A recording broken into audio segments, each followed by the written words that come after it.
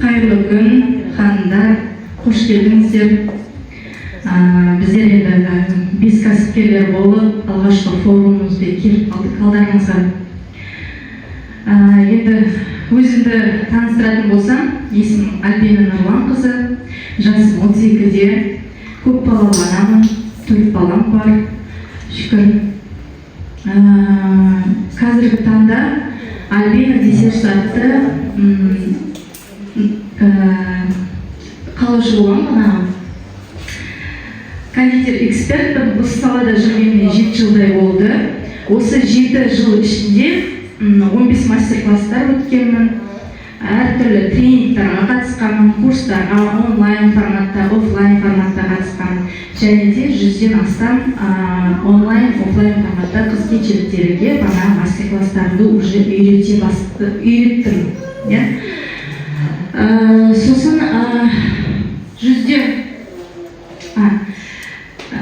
400 мәрте грант иегерімін, мемлекеттен қаражат ұтып алғанмын. Енді айтатын болсам, 2016 жылы ең алғашқы мастер-классымды өтетін болдым. Ол кезде 2016-та ең қымбат мастер-класстардың бірі болады, 35 мыңға. Кондитер саласын өтемін ғой, 2 күндік мастер-класс болады. Сөйтіп, сол мастер-класста оқып жүріп, жүктімін ғой, сол кезде 2016-та уже жүктімін. Енді 2 күндік мастер-классымды оқығаным зая болып та, ана жерде жүрегім айнып, тәттіге қарағым келмей қалды. Жалпы қызығушылығым болды неге, тәттіге дегенде.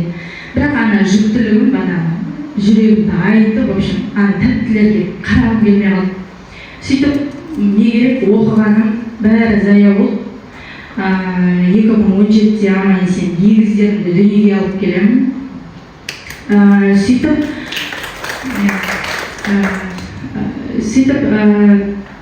отбасыма декретте отырып қаламын енді 1 жылдай.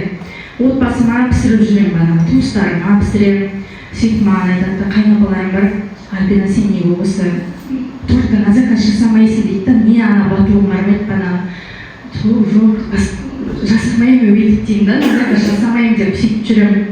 Сөйтіп деген бір күні құрбым 2 торт сразу бірден заказ береді ғой, біреуі обедке, біреуі кешке. Енді құрбым болғасын, кешкі неге барам, туған күн кешіне барам ғой. Шай мезгілі болады, бәрі шай ішіп отырады, тортпен. Ана жерде тортымды мақтайды ғой. Торт деген кім пісірді, күшті, қайдан алдың, контакты берші деп сөйтеді, қыз келіншектер ғой. Сосын деген құрбым айтады, міне алдарыңызда отыр, Альбина на заказ торт алады, өйтеді деп сөйтіп айтып отыр да. Мен ана жерде ұялып тұрсын, қайда на заказ деп, әлі заказдар жасамаймын деп сөйтіп кетемін. Сөйтіп деген, күшті, жоқ, заказ алыңызшы деп маған не істеп кетеді да. Мен одан сайын шабыттанамын ғой, күшті дей берген сайын. Сөйтіп үйге келемін, жолдасыма айтамын, сен білесің батқан. Енді туыстар жеп үйреніп қалған ғой, олардың деген мақтаған сайын уже жаттап қалған ғой маған. Басқа біреу со стороны айтқаннан кейін күшті шабыт алады екенсің. Сөйтіп,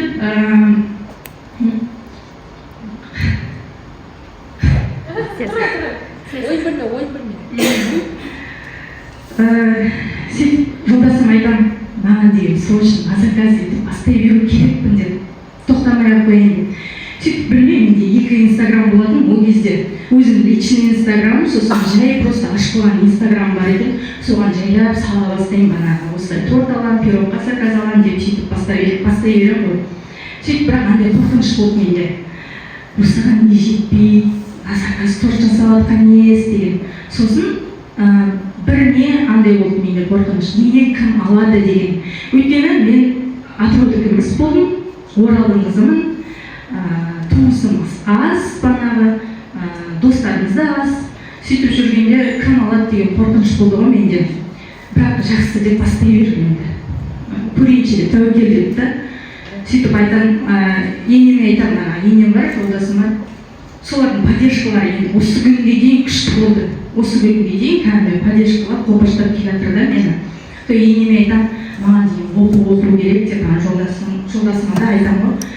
ары қарата дамыту керекпін. Өйткені мен 2016 оқыдым, сол неден қалып қойдым да, білімім аз.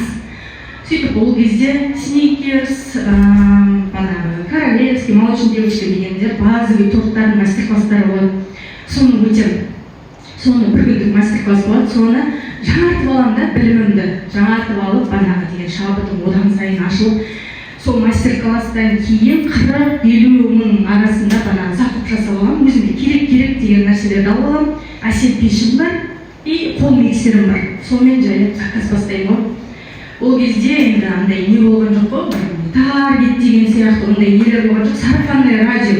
Біреу менен торт алады, қайдан алдың дейді, содан естейді, банағы сөйтіп банағы клиенттің көбейе бастады. Инстаграмды жүргізе бастадым. Инстаграмды жүргізгенде бұл кезде білмеймін, ешкім айтпайды маған, бірақ білмеймін өзім андай. Бір торт алсам қасына капкейкі берем, конкурстар өткізем, банағы көп сөйтіп өткізе беретін конкурс, банағы подарка берем деп қасына тәттінің қасына тағы бірдеңе қосып берем. Сөйтіп адам жинала бастады. Сөйтіп жүргенде андай енеме айтамын, поддержкасы күшті болды деп жатырмыз да, андай үш бөлмелі пәтерде тұрдық. Мен күндіз-түні торт пісіремін, таң демеймін, күн демеймін, 6-7 сондай уақыттарда жатамын. Енем балдарды алып комнатта отырады, торт пісіріп алсын, заказын жасап алсын деген сияқты сөйтіп жүреді. И еще тағы бір бизнесі болды енемнің, соған көмектесемін күндіз. Сонда айтатын, көрген таныстарды, сен деген будильникте тұрасың, түнімен не пісіріп жатырсың, инстаграмнан неден көреді ғой. Сол қалай бәріне үлгересің деп, бірақ білмеймін әйтеуір. Поддержка ғой, самый главный поддержка болса бәріне үлгеруге болады да. Сөйтіп жүргенде енеме айтамын, мынау болмайды, заказ көбейіп кетті, уже жұмасына бір 3-4 заказ сөйтіп алатын болдым. Әсепешін үлгерпейді ғой, мысалы деген, бір молочный девочка түсіруші мен деген, ана жерде бәрін сағат тұратын едім. Сосын андай енеме келіп айтамын, жолдасымның ол кезде енді отбасы құрып, енді істеп келе жатқан кезіміз ғой, қаражатымыз аз болды да, сосын енеме жүргеннен ғой банағы айтамын, маған деген осылай профессиональный миксермен не алып беріңізші, печка, соны алып берсеңіз мен ақтап беремін деп айтамын ғой. Сөйтіп деген келсе қалады ғой, алып бересіз ба деген жоқ, алып беріңізші дедім, болды маған керек болып тұр, қажет болып тұр деп. Сол без проблем алып беріп, ақтап бердім, заказым көбейіп бастап кетті, уже бір сағат молочный мен 15 минутта шығаратын болдым ғой. Сөйтіп деген заказым көбейді, шүкір болып әйтеуір. Сөйтіп жүргенде енді күшті оформлениемен нелер сөйледі, вообще неге қарап жатқан жоқпын, бірақ нелерім бар да, торттарым бар жасаған. Күшті оформлениемен банағы торт пісіргім келеді, бірақ білімім әлі аз. Алғанда тағы да бір мастер-класс өтем, 2 күндік мастер-класс болады. Соны өткеннен кейін уже күшті торттар жасап бастадым да. Қарайын, одан сайын клиенттерім көбейе бастады. Банағы оформлением күшті болған сайын адам деген тартылады екен саған. Сөйтіп жүргенде карантин мезгіл болып кетеді. Далаға шығуға болмайды ғой бана адамдарым. Сөйтіп жүргенде енді квартирада тұрдық, 3 жыл бойы үй салып жүрдік, жер үй салдық та. Сөйтіп карантин кезінде сол жаққа решение қабылдаймыз, банағы сол жаққа көшеміз деп. Сол жаққа көшіп бардық. Ол кезде енді терең үңіліп кеттім ғой банағы тортқа деген. Құттай бір квартираның кухнясынан жолдасым маған расчет жасап, үлкен не жасайды ғой кухня, рахаттанып жасаймын ана ішінде торттарды. Сөйтіп инстаграмым дамыған, клиенттерім бар, сөйтіп қала жақта бір 20 минуттық, 15 минуттық, 20 минуттық жерге барам ғой. Білсеңіздер, привокзальныйдан Жұлдызға дейін көшіп кетемін. Сосын ойлаймын, мен деген клиенттерім деген алмайтын болар еді деп менен алыс тұрамын ғой деп. Сөйтіп жоқ, келіп қарамайды да, алыста тұратынға келіп, алып, оформлениемен күшті жасайсың деп сөйтіп не істейтін. Сөйтіп жүргенде енемнің бутигіне шықпайтын болдым, полностью осы тортқа келем ғой. тортқа келгенде бағанағы заказын жасап жүремін, шүкір заказ толып кетті, одан сайын сөйтіп жүргенде қыздар мастер-класс сұрайды. Бірақ мен ана мастер-классты өткізу үшін білімім аз болған сияқты болып тұратын да. Сөйтіп аламда жолдасым айтамын, Ақтөбеге кеттік, мастер-класс оқиын, уже деген ой деген аяқ кетіп қалған, 3D торт жасау керек маған. Күшті вообще, одан сайын күшті торт жасау керек деймін ғой. Сөйтіп жолдасымен давай бетейінен қолдайды. Ақтөбеге барамыз, 3 күндік мастер-классқа барамын уже. Сумка торт, кітап торттар көріп жатқан боларсыз, неше түрсін жасайтын болып, соны үйреніп алып, жасайтын болып. Сөйтіп білімімді арттыра бердім да. Одан қалса тағы мастер-класстар үйрене бастадым, онлайн, офлайн форматта үшін. Сөйтіп келі осы жақында неге барып келдім, Алматыға ресейлік кондитерге. Одан енді полный бит шоу тортты жасап бастап кеттім ғой. Мына жерде фотолар шығып қалған сияқты да. Бағанағы торттар, 3D торт, световоймен жасайтын бағанағы. Осылар. Шоу торт жасағым. Динархан ұйымдастырды ғой, Новый годта соған шоу торт жасадым, ең алғашқы дебютым дейсің. Сол болды, 3D торттар, световой гаммамен неше түрлі, ресейлік неге оқып келгенім уже 3D торт, үлкен масштабқа уже ойым кетті да. Сөйтіп жүргенде мастер-класстар сұрайды, уже толықтай дайын сияқтымын, мастер-класс өткіземін ана. Жер үйге көштік қой, жер үйге көшкенде сол кухнямда бір мастер-классымды өткізем. Мастер-класс шығарғанда батаго қыздарды күткені 12 адам алам дегенім, одан сайын көбейіп кетті, бірақ ол полный ол қыздарды алынмай қалдым да, 12 адам шектеулі етіп алып оқыттым. Оқытқан кезде ана жерден қараймын, мен андай сұрақ, ана қалай жасайсың, ана қалай жасайсың деп білмейтін, қыздардың көп екен да, білмейтін.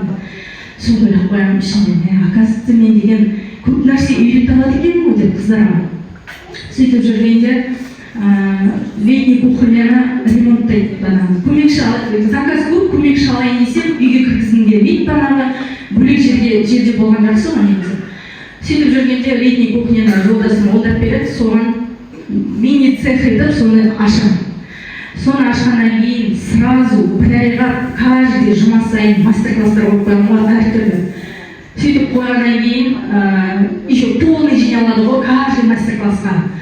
Сөйтіп деген күштетіп шабыттанып жүргенде бағанағы көмекші аламын уже сөйтіп жүр. Енді осы уақытқа дейін 7 жылдың ішінде бір магазин ашып да, былай қарасам, не үшін? Өйткені бағанағы рискқа бармайтын да, бизнесте рискке бару керек екен. Риск жасау керек екен. Мен осы уақытқа дейін риск жасаудан қорқатынмын, жолдасым сөйтеміз да, риск жасамайтын. Сөйтіп не керек, рискқа барамыз ғой. Дамудан қаражат беретін естіп аламын, соған жүгінеміз, банктерге барамыз, сөйтіп жүргенде дамудан қаражат алып, қазіргі таңда шүкір ең үлкен цехымды бастап жатырмын. Бұрын общем деген үй салып жатқанда қасына деген 30 метрлік подцех деп салып кетеді ғой. Соны қазір ремонттап, соған қадам басып жатырмын, үлкен цех ашуға. Сол енді алдағы уақытта жоспарда сол цехым, магазин ашу, тағы бір нем, бағанағы неге осы уақытқа дейін магазин ашпадым деп ойласам, менде андай қиялға қатты кетіп қалғаным ғой, андай басқалар сияқты базовый торттар қоймайын деп витринама. Менде деген бәрі европалық десерттер, күшті 3D торттар болсын деген оймен жүрекпін ғой, мен сондайға барам, сондаймен жасайын деген немен келіппін да, сөйтіп жүре беріппін ғой, оказывается. Сол енді бұйырса қадам басып жатырмын, сол нелерге өзім мақсатыма. Цехымды салам, көмекшілерімді алам, нелерімді жасайын деп та, магазин ашам деп соған келе жатырмын. Осы уақытқа дейін енді көптеген мастер-класстарды өтіп, өзімнің білімім қыздарға беретінім мол екенін түсіндім. Қазіргі таңда енді әртүрлі мастер-класстар өтуге болады, менен өтіп кетсеңіздер, анда мастер-класстар бар, легкий старт ол деген базовый кімге керек, кондитер сала керек болса, соны үйрету, выпечка, пироги, әртүрлі десерттер, европалық десерттер, 3D торттар, шоу торттар, үйрететіні көп. Және де наставничествоны, торт саласын меңгеріп уже деген тойдым. Енді наставничествоға қазір модно ғой, наставничество, менторство деген сияқты. Тағы да бір айтып кетейінші, грантты ұтқанда неге не істеймін? Мини-цехқа көшуге қадам жасадым. Енді деген андай естеймін ғой, грант ұтуға болады деген сияқты. Бірақ деген грант ұтқан қыздардан сұрасам, ешкім айтпайды ғой саған деген. Бұлай істейсің, бара саласың, өзің жаза саласың дейді, шекеп айта салады. Одан түсінбейсің, не айтып жатқанын. Сөзін деген андай кімнен сұрасам екен деп андай жүремді.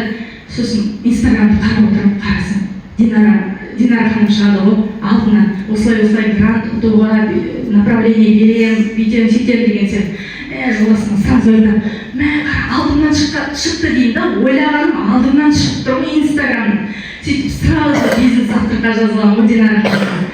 Сразу барып, жазылып, екеуміз сол жерде әңгімелесеміз, сен дайын тұрсың, давай грантқа қатыс дейді ғой. Сөйтіп ойланбастан сразу деп дайындаламыз ғой, дайын бастап кетеміз. Бір айдан кейін ба, бір 2-3 жұмадан кейін ба, бастап кететін сияқты. Грантқа барамыз, в общем, грантқа дайынмын, қорғауға барамын, естіп алған ғой, ойбай, ана жерде 40 комиссия отырады, бүйтеді, сөйтеді, сені құлап тастауы мүмкін деген сияқты. Бірақ білмеймін, андай күшті бір уверенностьпен барым, соны Динара ханым айтады, сен деген тәттілерді пісіріп тұршы дейді ғой, сөйтіп барып. Сосын барам, тәттілерді пісіріп барам, ана жерде еще сумку тортымды пісіріп барам, макарон, күшті выпечкалар пісіріп барам. Комиссияның алдына кірем, тәттілерімді қоям барам. Ана жерде деген, енді сөйлейін өтсін, мен ешкім тыңдамайды ғой, ана торттарыма, выпечкаға, как ты это сделал, бірдеңе деп, андай етіп, не істеп жатыр. Давайте сатып алам, мынаны сатып алам, сенен ана деп, мен ойлап қоям, мен қорғауға келдім да, или сатуға келдім да деп, ана жерде деген, не болып кетті деп, еще маған айтады, каспий номер айта алмайшы дейді маған. Мен айтамын, қой жоқ, осылай ала беріңізші деймін ғой ана жерде енді. Не істерін білмей қалдым, қысылып тұрмын өзім деген. Сен мынаны сатып аламын, я буду вот это покупать, анау деп, ана жерде өзара сөйлесіпті. Сосын мен айттым, солай ала беріңдерші, ештеңе де керек емес, мен солай қорғайыншы деп айтып отырмын, сөйтіп қорғап кетейінші деген. Жоқ, біз сені түсінттіріп дейді, уже олар тойынған ғой банаға. Грант ұтуға келеді, андай немен. Очень девочка пісірем, осындай тортпен пісірем деген. Ананы алып барғаннан кейін қысқаша қандай мақсатым бар екенін айттым ана жерде. Тәттілердің бәрін сатып алды ана жердегі.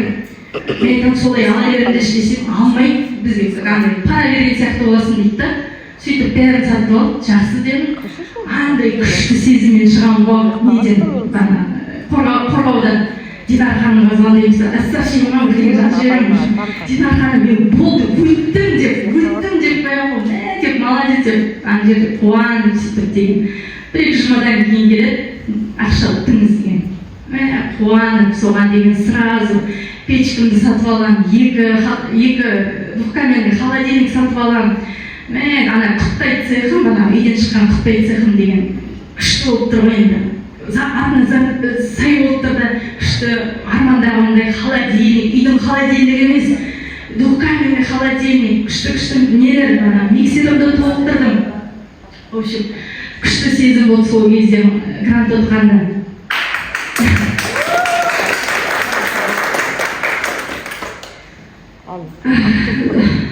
Сол енді күшті моменттерді айтып беріп жатқаным ғой сізге, қуаныштарымды, өзімнің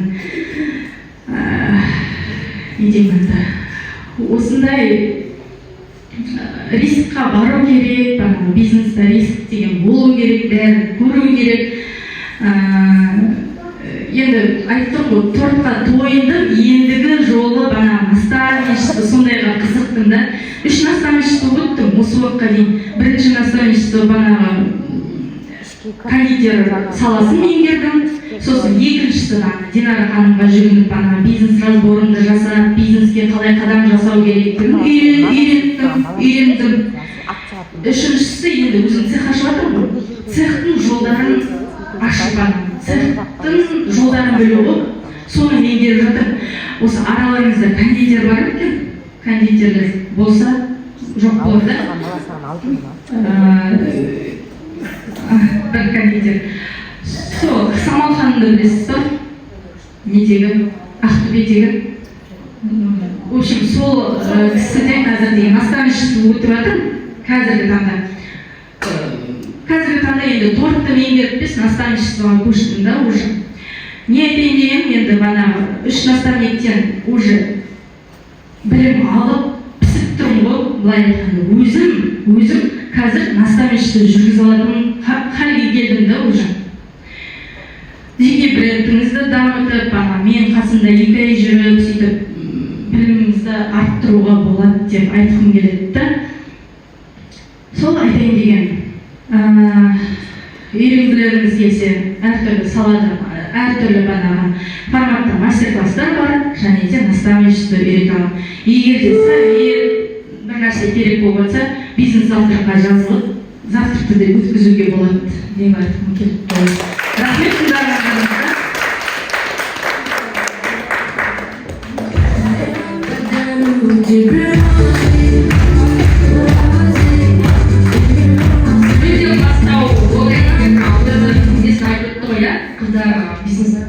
Бизнес бастағысы келіп жүрген қыздарға кішігірім өзін айтып өтті. Даже грантқа арзатын кезде сөйлей алмайды айтарым. Не айтам? Мен орысша сөйлеп қалғаным ғой. Не айтам дейді. Вообще сөйлей алмайды ғой. Дайындыққа келеді ғой менің грантқа арзаттан. Дайындыққа келеді. Қолына тұспан керек. Тұрған деп өстіп отырамын да мен. Не жүргізіп қойғанда маңдайды мен орнына тұрғызамын, ғылым бизнесман беремін, мен комиссия аламын, бүйтіп айтасың, қайталам мен деймін, қайталайды. Ана адамның көзіне қара, мен екпе, осы бітпе, ана сатымды мақтайды. Мақтаған жоқ, бар да. Сөйлеуді айтады ма, как раз анау несі сөйлеп тұрды, сумка тоқтында негізі қойын қойды. Анау, сән как сумка ғой? Пиш сумка шын, мұнда жоқ. Адамдар құлағын ғана тоқтан. Сол сияқты сіздерде жаңағыдай жетістікке жету үшін сіздердің заттарыңыз сөйлеп тұрмын ғой. Сол сияқты грант шыққаннан кейін ше қойдым. Мен негізі сыйықтан орнына барайын. Қайықты дейді. Үйдің астында баяғыда сатып кеткен. Бірақ оған ақша жоқ дейді. Онда болады деді. Даму деген не бар? Осындай жерге барасың, үйіңде залог қойды, болды аласың. Кірістік сырас. Қоқыс топта бұл квартта 20 миллион алды, дамуда 8%бен цехын полный салмақ қазір. Берса, келесі айға иншалла открыть таста цехын ала алса. Көрдіңіздер ма? Зато 3 жылдың ішінде ол өзінің цехын ақша төлейді. Біреуге төлемейді. Аренда төлемейді. Өзінің даму қоры арқылы жаңағы базалық бойынша бастырып көрді. Енді айтып, мен өзім наставник болатырмын деді. 3 наставничество өткен қазіргі таңда өзінің хитовей торттары бар. Атырауда 3D торт жасау бойынша осы кісінің бәрі біледі емес. Ана тортты көресің де уже шегін естіп тұратын ғой. Идеально қиысық емес қой. Може мына торт бір жерде тұрып көрсең. Мына жері қиысық екен. Бүйтпеді екен деп айтып жүреді. Ана көзбен бәрі біз білмейміз, бәрі бірдей ғой. Мына жері бүйткен екен деп бар ғой. Уже көзбен істеп қойған. Оған да өнер ол өнер. Айтты маған торт істе десе мен уже істемейді ма уже тортты бәлән шығып бар ғой. Әркімнің өзінің қабілеті бар, соны тек қана тауып ары қарай бастап кете береді. Ал не сыйлайсың? Бұйырса енді мастер-класстарды тағы да өткізейін деп шештім. Июль айынан бастап бастайтын боламыз енді. Соған деген сертификат сыйлағым келіп тұр.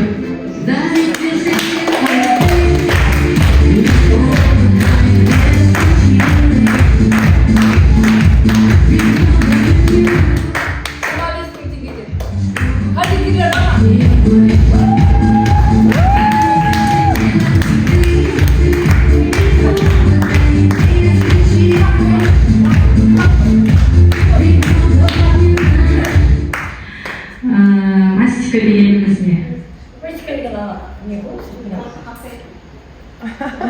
Сахардан жасалады, торттарды қаптайды, неше түрлі фигура жасауға болады. Дұрыс.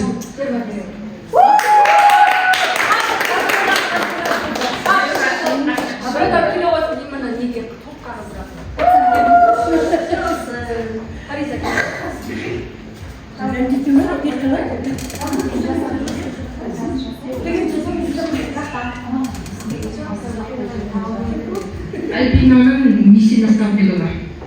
Неше наставнигі бар? Мен айтпадым! Басқалар. Айттым, басқалар. Альбина нешінші жылы курстан ең бірінші?